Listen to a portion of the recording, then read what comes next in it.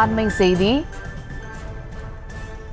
ஈரோடு காந்திஜி சாலையில் உள்ள துணிக்கடை ஒன்று சலுகை விலையில் விற்பனை செய்யப்படுவதாக அண்மை செய்தியை பார்த்து வருகிறோம். இது குறித்த மேலும் விவரங்களோடு இணைகிறார் செய்தியாளர் சக்திவேல்.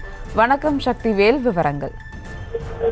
வணக்கம் சுபா. ஈரோட்டில் தனியார் ஜவுளி கடையில் சலுகை விலையில் சட்டை பேண்ட் விற்கப்படுவதாக அறிவிக்கப்பட்டதால் ஒரே நேரத்தில் 1000க்கும் மேற்பட்ட இளைஞர்கள் கடை முன் குவிந்ததால் தள்ளுமுள்ளு ஏற்பட்டு பரபரப்பு சூழ்நிலை ஏற்பட்டது. ஈரோடு மாநகராட்சிக்கு உட்பட்ட காந்திஜி சாலையில் உள்ள தனியார் துணிக்கடை ஒன்றில் சலுகை விலையில் சட்டை பேண்ட் விற்கப்படுவதாக அறிவிக்கப்பட்டிருந்தது.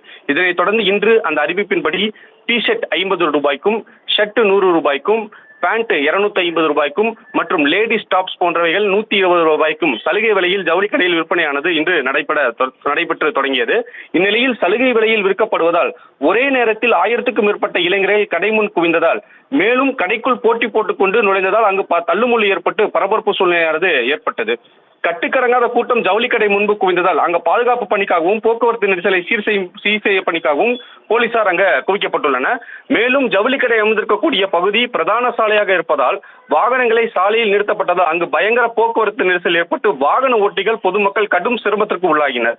சலுகை விலையில் விற்பனையானது இன்னும் ஒரு வார காலம் கடைபிடிக்கப்படும் என அறிவித்திருந்த நிலையிலும் கூட அங்கு கூட்டம் களையப்படாமல் இளைஞர்கள் கடை முன் குவிந்ததால் அங்கு பரபரப்பு சூழ்நிலை ஏற்பட்டது. சுபா.